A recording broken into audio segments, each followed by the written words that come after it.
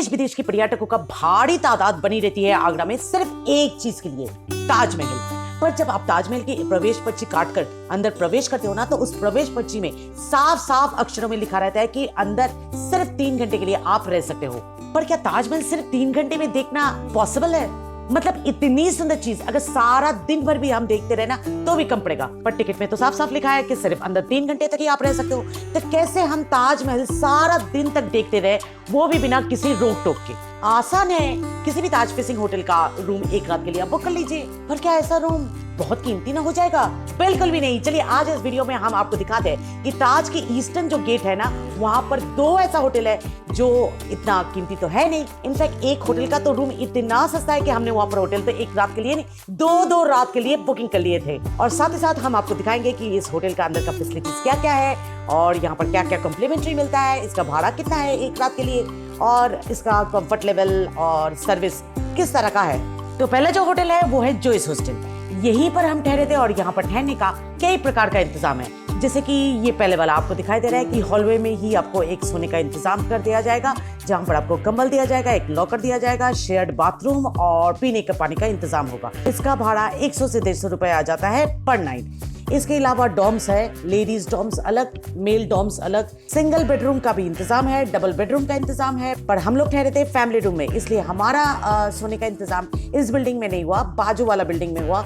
वो भी हम आपको दिखाएंगे। पर इसका मतलब ये नहीं कि हम इस बिल्डिंग में जब चाहो तब आ नहीं सकते। इनफैक्ट इस बिल्डिंग में तो हम कभी भी आ सकते हैं, आना तो पड़ेगा ही, क्योंकि हमारे स्टे के साथ था कॉम्प्लीमेंट्री चाय कॉफी, और वो भी जितनी बार चाहो उतनी बार, बट उन लोगों के समय के हिसाब से। सुबह के 6 बजे से लेकर 8 साढ़े 8 बजे तक चाय कॉफी मिलती है और शाम को 1 घंटे का एक चाय कॉफी का ब्रेक होता है। सेल्फ सर्विस है, जितनी बार चाहो आप लेकर पी सकते हो। पर इन बातों को छोड़िए, अभी जिसके लिए हम यहाँ पर आए उसको तो पहले देख लीजिए। जी हाँ, ताजमहल। जोइस हॉस्टल की रूफटॉप रेस्टोरेंट से आप सारा दिन भर ताजमहल का नजारे का आनंद उपभोग कर सकते हो।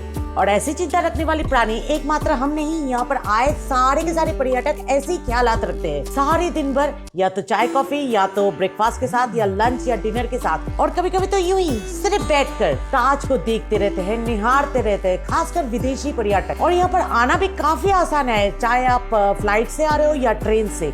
विमानबंदर या स्टेशन के बाहर आप जोइस हॉस्टल का नाम लेने से ही आपके वाहन चालक आपको फटाक से यहाँ पहुँचा देगा। क्यों ना हो, जोइस हॉस्टल तो इतना नामचीन है ना, 4.5 रेटिंग है इसका।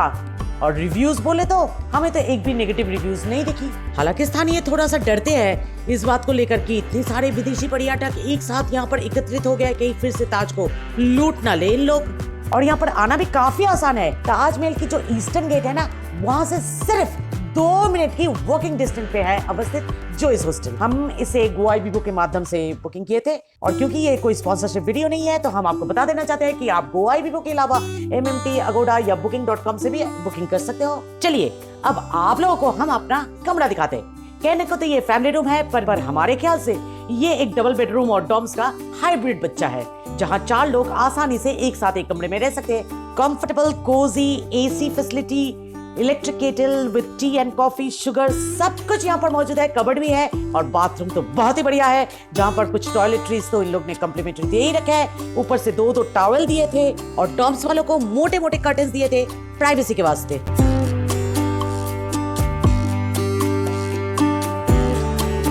इसका भाड़ा पड़ा था हम लोगों का पर हेड पर नाइट 2000 करके, जिसमें वही कॉम्प्लीमेंट्री चाय और कॉफी जो जितना बार आप चाहो पी सकते हो, वो तो इंक्लूसिव है ही। और साथ ही साथ क्योंकि हम लोग दिसंबर महीने में गए थे, तो वो गीजर का फैसिलिटी भी इंक्लूसिव है। पर इसका मतलब ये नहीं कि वो AC फैसिलिटी नहीं मिलेगा हमें। दिन भर हमारे कमरे में AC चलता रहा, कोई किसी ने कुछ भी कंप्लेन नहीं किया उसके लिए।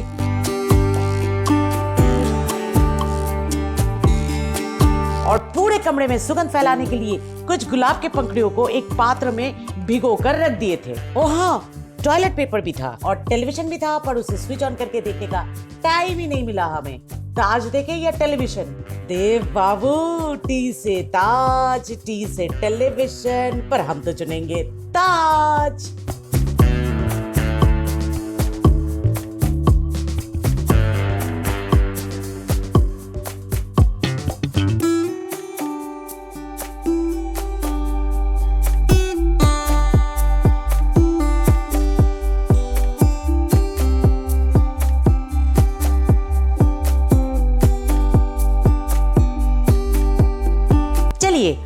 दूसरा वाला जो ताज फेसिंग होटल है ना, उसका भी कर लेते हैं मुआयना। इस होटल का नाम है द सानिया पैलेस और ये जोइस हॉस्टल के बिल्कुल बाजू वाले गली के अंदर ही है अवस्थित। अंदर पैर रखते ही उसका जो वातावरण आपको इतना अच्छा मोहित कर लेगा कि क्या ही बताए आपको। और जो रिसेप्शनिस्ट और उसकी सहयोगी है वो तो इतनी हेल्पफुल है, इतनी मददगार है कि हम लोग वहां पर ना रहते हुए भी हम लोग को पूरा होटल घुमाया, उसके कमरे दिखाए, उसकी रेट्स बताए और सबसे बड़ी बात वो जो रूफटॉप रेस्टोरेंट है ना जहां से ताज दिखता है, वहां पर भी हम लोग को ले गए और हर एक डिटेल्स बारीकी के साथ हमको समझाए, बतलाए और आगरा में घूमने की बहुत सारे चालाक तरीके भी बताए। जैसे कि एक तो ये कि जो बहुत ही प्रचलित कथा है ना कि ताज पूर्णिमा की रात चंद्रमा की रोशनी पे बहुत ही सुंदर नजर आती है, खास करके अगर वो श्रावण का महीना हो, क्योंकि बारिश के पानी से ताज पूरा धुल जाता है और बहुत ही ब्यूटीफुल चंद्रमा की रोशनी पे नजर आती है।